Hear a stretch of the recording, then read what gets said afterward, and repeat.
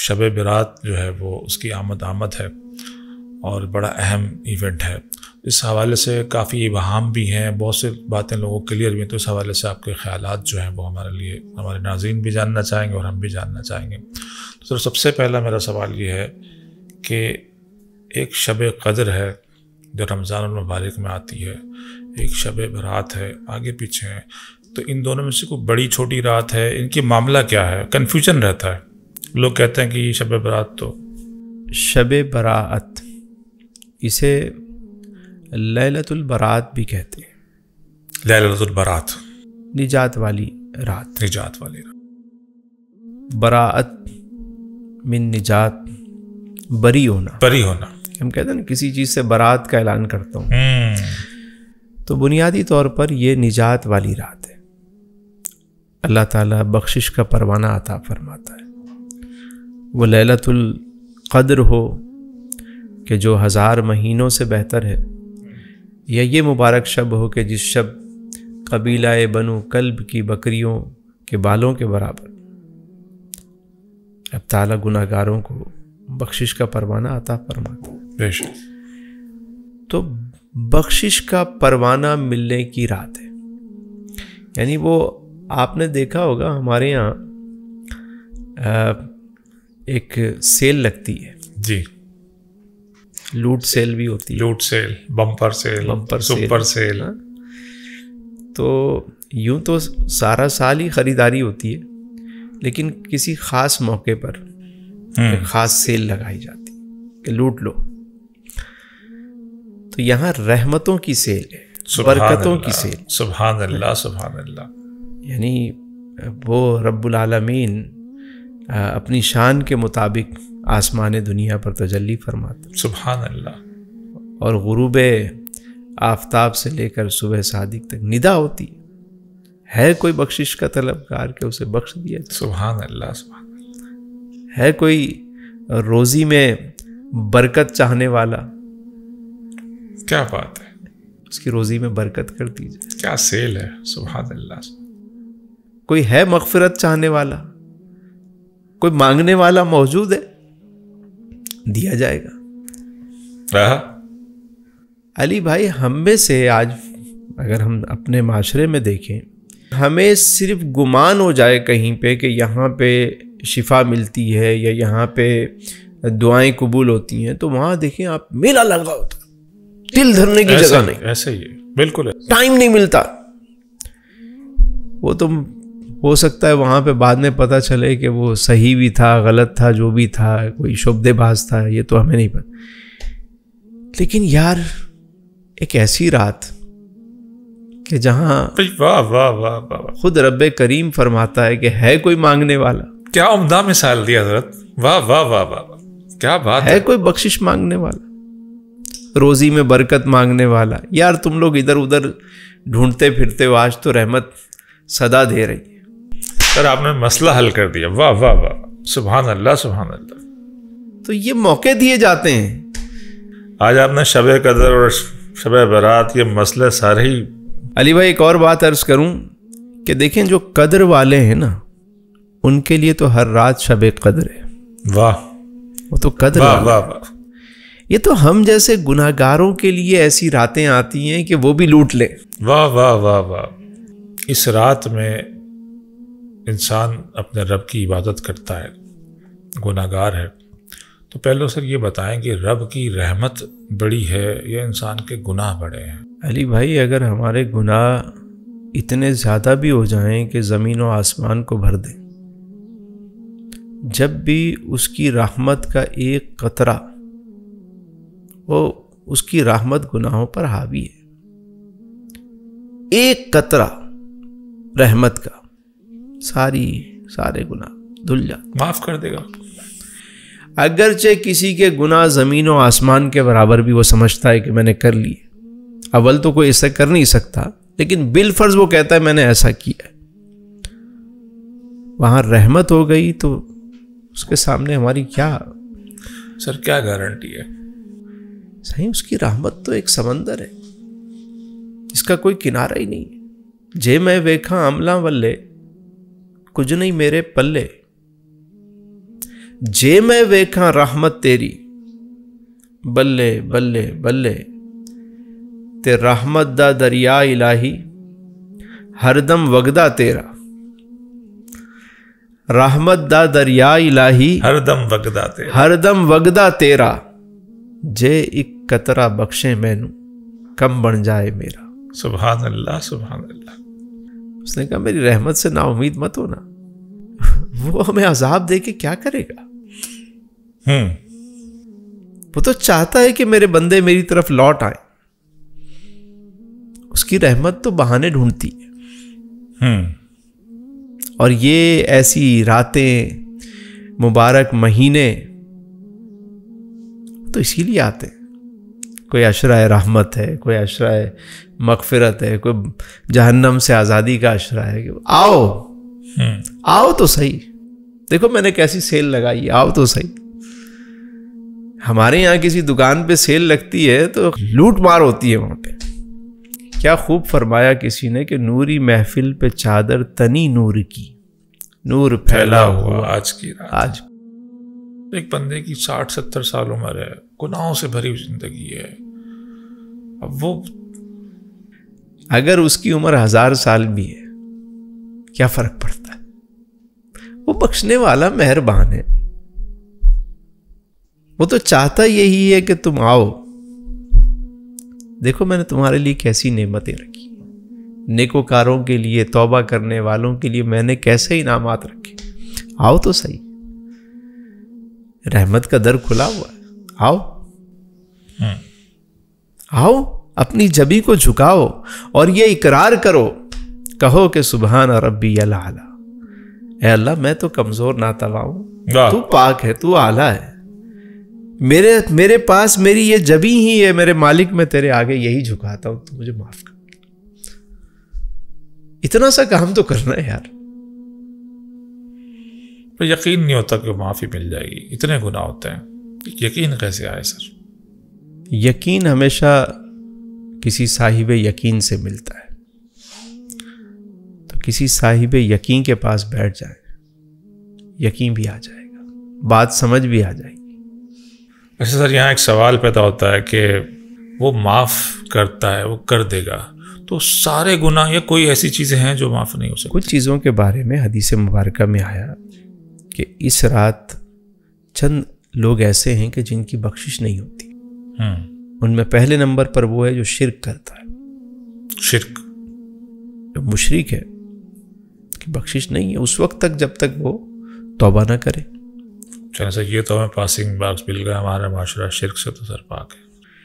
पहली चीज़ हो गई, अल्हम्दुलिल्लाह। दूसरी चीज़ ये कि जो बुग़्ज़ व इनाद रखने वाला शख्स है, कीना परवर, यानी जिसका दिल जो है वो अपने भाइयों के लिए, लोगों के लिए बुग़्ज़ व इनाद है।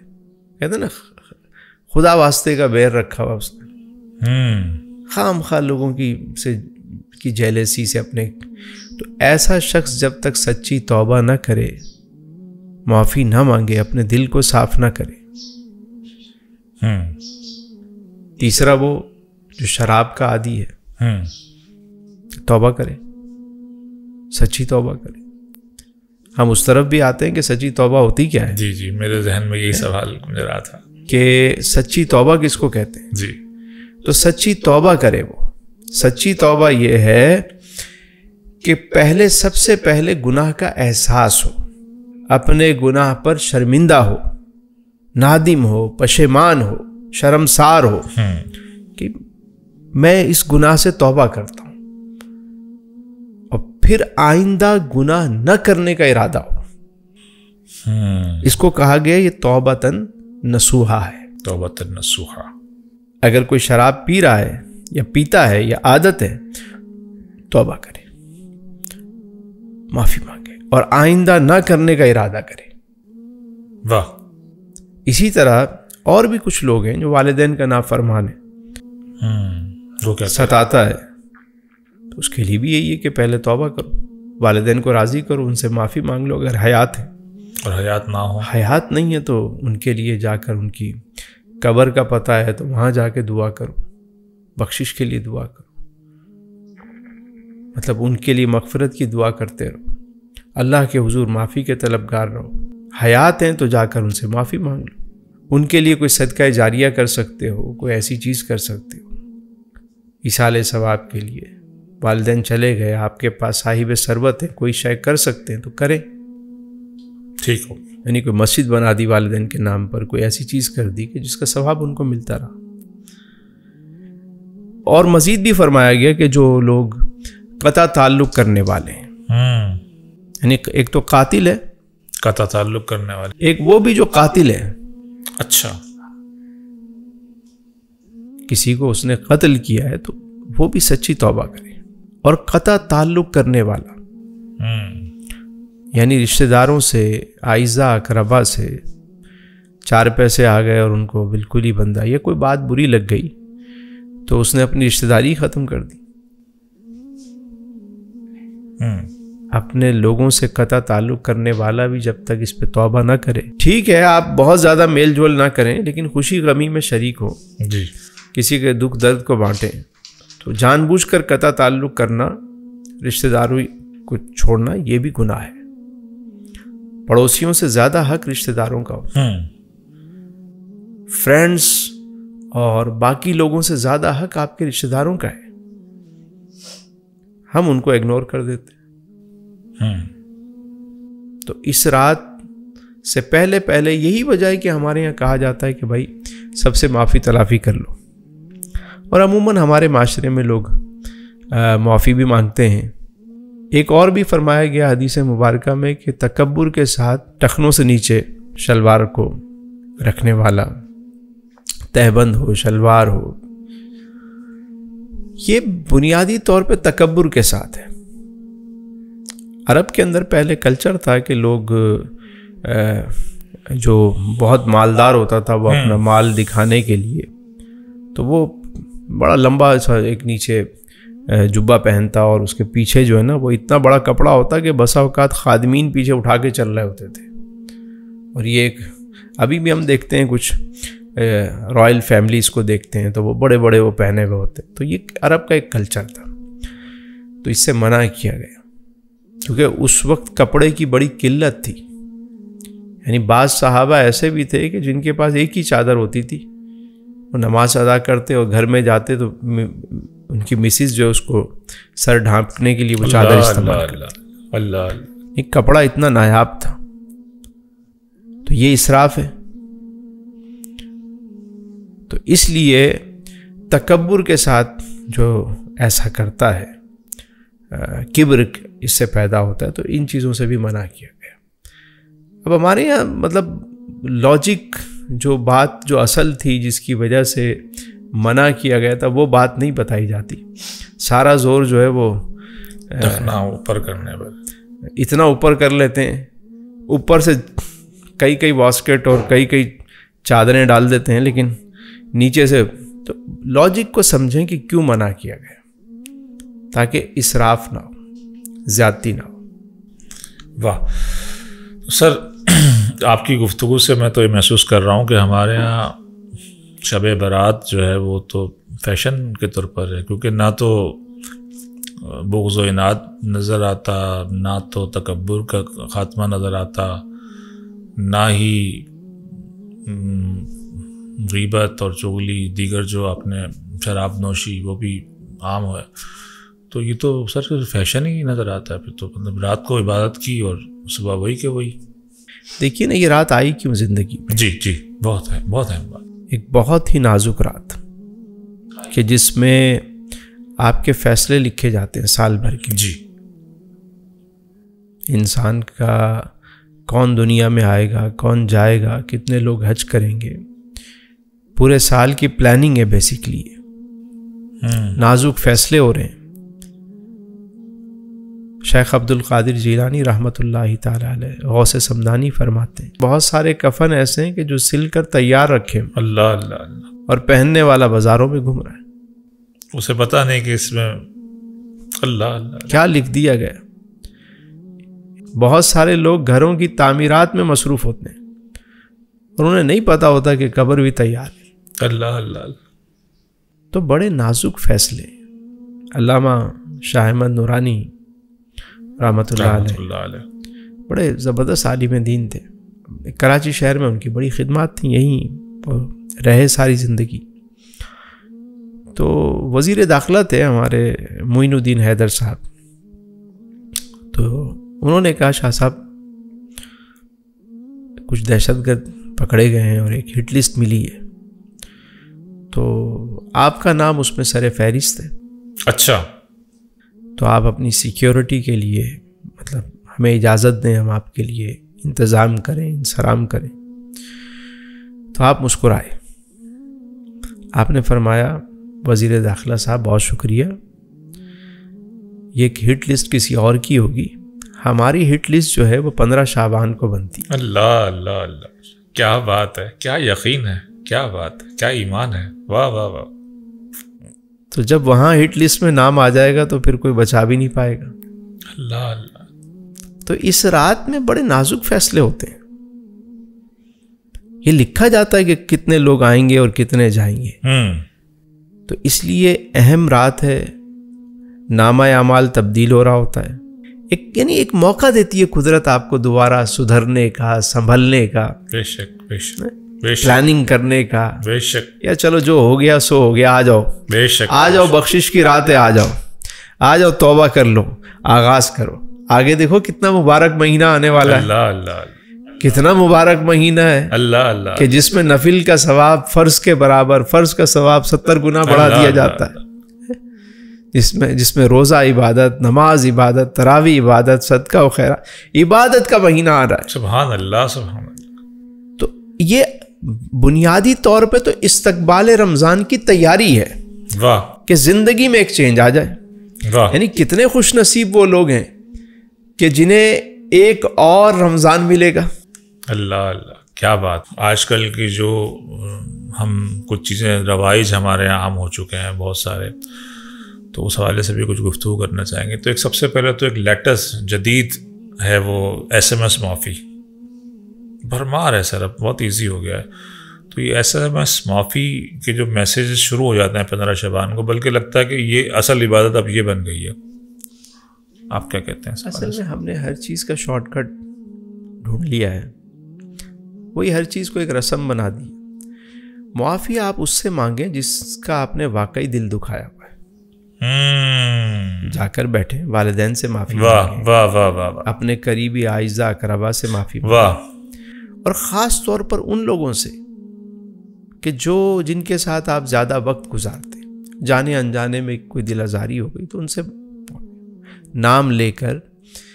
ہاں ٹھیک ہے، یہ میسیج یوں کیا جا سکتا ہے کہ علی زبیر بھائی، جانے انجانے میں اگر میں نے کبھی آپ کا دل دکھایا ہو، یا مجھے یاد ہے کہ فلاں موقع پر میں نے آپ سے بدتمیزی کی تھی، میں نے آپ کے ساتھ زیادتی کی تھی، تو یار ایک مبارک رات آ رہی ہے، میری گزارش ہے کہ اللہ کے لیے مجھے معاف کر دیں. اگر کبھی آپ کی طرف سے کوئی ایسی بات ہو تو میں بھی اللہ کے لیے آپ کو معاف کرتا ہوں. اب آپ نے اسپیسیفک جب اس شخص کو بتایا کہ مجھ سے اس دن یہ غلطی ہوئی تھی اور میں اس کی آپ سے معافی مانگتا ہوں، یہ میسیج کرنا ہے، اس کو رسم نہیں بنانا. اسی طرح والدین کے ساتھ بیٹھیں، خاص طور پہ بیوی کے ساتھ، بچوں کے ساتھ، جہاں ہم بہت سارے کام ایسے کر جاتے ہیں کہ جو مطلب دل آزاری کے سبب بنتے ہیں، تو ہمیں معافی مانگ لینی چاہیے اور معاف کر بھی دینا چاہیے. معافی بھی مانگنی چاہیے اور معاف بھی کرنا چاہیے. کوئی ہم سے معافی مانگے تو اکڑ کے نہیں بیٹھنا، اس کو معاف کریں. آپ معاف کریں تاکہ آپ کو معافی ملے. سبحان اللہ، انشاءاللہ تعالی. اور یہ اس لیے ہوتا ہے کہ 15 شعبان سے پہلے یہ عمل کیا جائے تاکہ اس وقت بارگاہ الہی میں عرض کی جائے، میرے مالک تیرے بندوں سے بھی معافی مانگ لی، اپنے والدین سے بھی معافی مانگ لی، میرے مالک تو بھی معاف کر دے مجھے. یعنی میں سمجھ یہ پایا ہوں کہ جو ہم ایک میسیج بناتے ہیں جنرل اور دڑا دڑ سینکڑوں ہزاروں کو بھیجنا شروع کر دیتے ہیں، یہ درست نہیں ہے. دیکھیں جنرل لوگوں سے آپ کا کیا مسئلہ ہے؟ جنرل لوگوں کو آپ کیوں بھیج رہے ہیں؟ اسٹیٹس بھی لگا رہے ہوتے ہیں. مطلب جنرل لوگوں سے چلو ایک بندہ ایسا ہے کہ جو پبلک فگر ہے اور اس نے کوئی بات ایسی کہہ دی، اس کو لگتا ہے کہ کسی کی دل آزاری ہوئی ہے اور وہ اس طرح کوئی بات کرتا ہے، وہ ایک الگ بات ہے. لیکن ہر بندہ تو ایسا نہیں ہے نا. یہاں خاص طور پر اسپیسیفک ان لوگوں سے معافی مانگی جائے کہ جن کے ساتھ ہم نے زیادتی کی ہے. ٹھیک ہو گیا، ٹھیک ہو گیا. اچھا سر، ایک اور مسئلہ جو ہے وہ، ایک تو شب برات ہمارے یہاں ایک اور حوالے سے بہت مشہور ہے. ایک تو حلوہ پکتا ہے اور پھر رات کو آتش بازی ہوتی ہے. یہ کہاں سے سر چیزیں ہیں، اس کا کیا تعلق ہے؟ اصل میں کچھ چیزیں تو ہمارے یہاں ہندوستان سے کلچر ہمارے یہاں آیا، اور کئی چیزیں اس میں ہمارے ساتھ تحفے میں جو وہاں کے تہوار تھے جس طرح وہ ایڈ ہو گئے، اور پھر وہ ہمارے یہاں شامل ہوتے چلے گئے. جیسے ہم بچپن میں ہم سمجھتے تھے کہ یہ پھلجھڑی جلانا یہ بڑا لازمی حصہ ہے شب برات کا. یعنی کافی ایج تھی میری، مجھے اس وقت تک یہ ہم اس کو لازمی حصہ سمجھتے تھے کہ شب برات آئے گی تو پھلجھڑی جلائیں گے تو ہی شب برات جو ہے وہ مکمل ہوگی. تو بعد میں جیسے جیسے شعور آیا تو سمجھ میں آیا کہ یہ تو ساری فضول چیزیں ہیں. اپنے ہاتھوں سے اپنے پیسوں کو جلانا، اور پھر جو رات جہنم سے آزادی، یعنی آگ سے، نار سے آزادی کی جو رات ہے، اس رات آپ آگ جلا رہے ہیں. مطلب عجیب. یعنی شیطان اتنا زبردست مارکیٹنگ کرتا ہے، اس کو پتہ ہے اس رات میں اس کو کہوں گا کہ کہیں شراب خانے جاؤ، کہیں اور جاؤ، یہ نہیں جائے گا. یہ تو مسجد کی طرف جائے گا، یہ عبادت کرے گا، اس کو ان کاموں میں الجھا دو. تو وہ الجھا دیتا ہے ان کاموں میں کہ جس کو وہ لوگ سمجھتے ہیں کہ ہم کوئی خیر کا کام کر رہے ہیں، چراغاں کر رہے ہیں، خیر کا کام کر رہے ہیں. یہاں تو آپ کو آج کی رات جہنم سے، آگ سے، چیزوں سے، نار سے بچنے کی رات ہے. بے شک بے شک. ہم نے اس کو وہ برات شب رات، مطلب وہ شب رات وہ جو نا برات والی ہم نے بنا لی ہے کہ جس میں ڈھول تماشے آتش بازی کی جاتی ہے، ہم سمجھتے ہیں وہ رات ہے. جبکہ یہ شب براعت ہے. یعنی شب کہتے ہیں رات کو، براعت کہتے ہیں نجات کو. شب براعت یعنی نجات والی رات. اچھا سر، ایک اور سوال ہے کہ اس میں قبرستان میں بھی دیکھا گیا کہ لوگ قبرستان باقاعدگی سے جاتے ہیں پورے سال، جو پورے سال نہیں بھی جاتے وہ جاتے ہیں. تو یہ ٹھیک ہے؟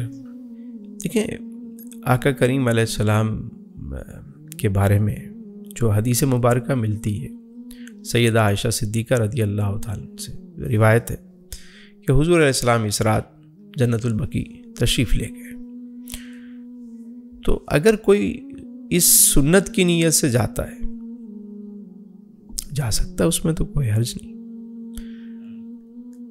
یہ سمجھنا کہ اگر نہیں گئے یا صرف سال میں ایک دفعہ ہی جانا ہے، ایسا نہیں. قبرستان آپ کو جب موقع ملے آپ کو جانا چاہیے، کیونکہ جہاں آپ کو جانا ہے وہاں تو پار والوں سے ایک تعلق رکھنا چاہیے. واہ واہ واہ، کیا عمدہ جملہ فرمایا. واہ واہ. ان کے ساتھ سلام دعا آتے جاتے ان کو سلام کرتے رہے. السلام علیکم یا اہل القبور، یغفر اللہ لنا ولکم وانتم سلفنا ونحن بالعصر. واہ. اچھا سر، عبادت اس شب میں آج کل انفرادی اور اجتماعی عبادت کی ایک بحث بھی عام ہے. تو آپ کے خیال میں اجتماعی عبادت ہونی چاہیے، انفرادی ہونی چاہیے، یا کیا ہونا چاہیے؟ بہتر کیا ہے؟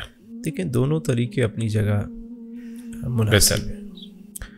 آقا کریم علیہ السلام جب جنت البقیع تشریف لے گئے شب میں، تو اکیلے لے گئے.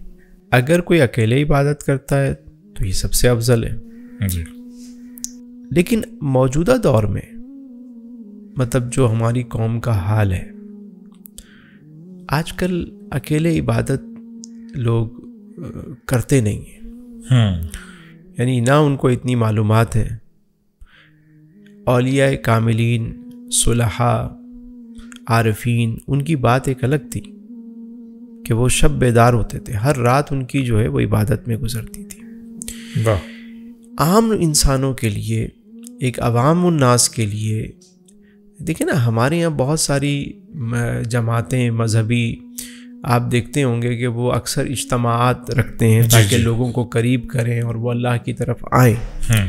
کچھ لوگ مطلب تبلیغ بھی کرتے ہیں، جمع کرتے ہیں. مقصد کیا ہے کہ لوگ قریب آئیں اور جو بھولا بھٹکا شخص ہے وہ اپنے رب کے قریب آ جائے. جی جی، ایسے ہی ہے. تو اگر عوام الناس اس رات میں آسانی سے مسجد کی طرف آ رہی ہے، مطلب ایک یہ کہ آپ ڈھونڈ کے ان کو جمع کر کے لائیں، اور ایک یہ کہ خود سے وہ لوگ آ رہے ہیں، تو اب کیا ہے، لوہا گرم ہے. اب خطیب کا کام کیا ہے، عالم کا کام کیا ہے، مبلغ کا کام کیا ہے، دائی کا کام کیا ہے کہ وہ اس لوہے کو گرم دیکھے تو وہاں پہ چوٹ لگائے. واہ واہ واہ واہ. وہ بتائے کہ دیکھو تم آ تو گئے ہو، واہ. اب دل سے آ جاؤ یہاں پہ، آسان کر کے پیار سے ان کو، نہ کہ ہم بتائیں کہ نہیں جی یہ رات تو مطلب یہ جمع ہونے کی رات نہیں ہے. تو بھائی جو آ گیا ہے کسی بھی بہانے سے وہ آ گیا ہے، اللہ کے گھر میں آ گیا ہے، اللہ بلا رہا ہے، اس کی وہ ندا دے رہا ہے کہ ہے کوئی بخشش مانگنے والا، اور ایک آ گیا اندر. تو جب آ ہی گیا ہے تو اس کے لیے آسانی پیدا کر دو، کچھ ایسی باتیں اس کو بتا دی جائیں. اب اس کو مانگنا نہیں آتا، اس کو دعا کرنی نہیں آتی، ایک دعا اجتماعی کر لی آپ نے، اللہ کا ذکر کر لیا بیٹھ کر، تو اس میں تو کوئی حرج نہیں ہے. واہ. کہ مغرب کے بعد جو نوافل پڑھے جاتے ہیں، نوافل منع نہیں ہے. آپ نے دیکھا ہوگا کہ ویسے بھی صلاۃ الاوابین مغرب کے بعد 6 پڑھے جاتے ہیں. جی. تو اگر کوئی نوافل پڑھتا ہے مغرب کے بعد بیٹھ کر، یا رات میں وہ صلاۃ و تسبیح پڑھتا ہے، قرآن کریم پڑھتا ہے، یا بیٹھ کے ہلکا ذکر لگاتے ہیں، کہیں ممانعت نہیں ہے. عبادت سے کیا ممانعت؟ اور عبادات کی رات ہے.